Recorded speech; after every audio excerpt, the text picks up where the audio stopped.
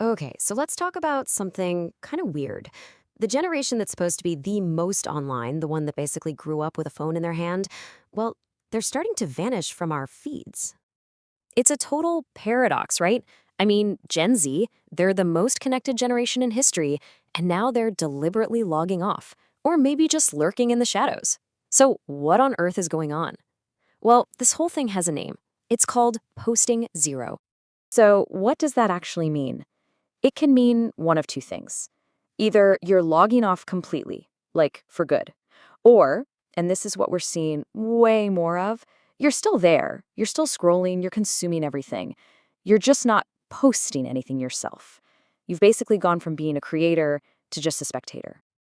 Okay, so that leads us to the big, obvious question. Why?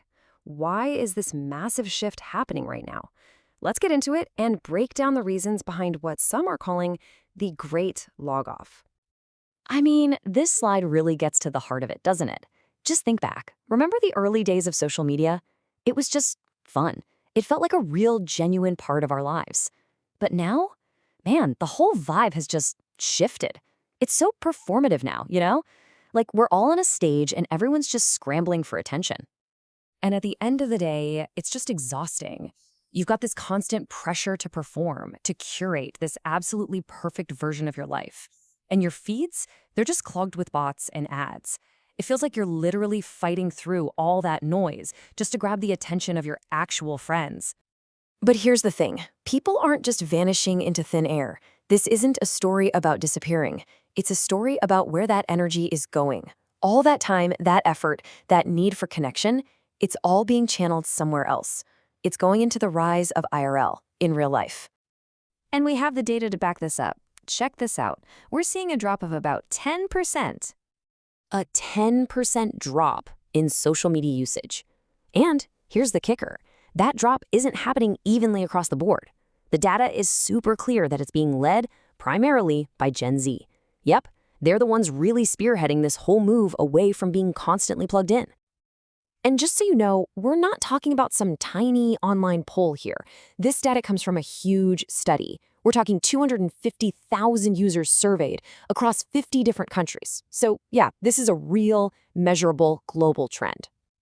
So the question is, if they're not online, where is everyone going?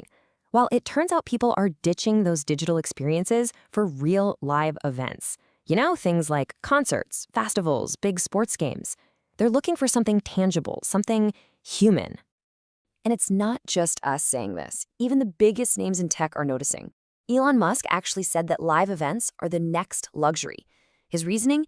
People are just getting tired of social media, and they're craving more real, human experiences. All right, so we've looked at what's happening and why it's happening, but what does it all mean for the future? Is this whole thing a burden on our super connected world, or is it actually a blessing in disguise? Which brings us to the ultimate question, right? Is this it? Is posting zero the beginning of the end for social media? At least for Gen Z. Are they going to ditch it completely? Well, not necessarily. I mean, let's be real. Social media isn't just going to vanish. It's way too integrated into our lives for that. So what we're really seeing here isn't a total abandonment. It's more like a massive evolution in our relationship with it. You know, there's this amazing quote from a media theorist named Neil Postman that just nails this. He said that every technology is both a burden and a blessing. It's not one or the other. It's both at the same time. Think about it. Social media connects us, but it also demands we perform. It gives us endless information, but it's also a huge distraction. It's this and that. And that really brings it all back to us, doesn't it? To you. As we all try to figure out this changing digital world, it's a really good question to ask yourself. What's your relationship with social media? Do you see it as a burden, a blessing? Or, like Neil Postman said, is it a little bit of both?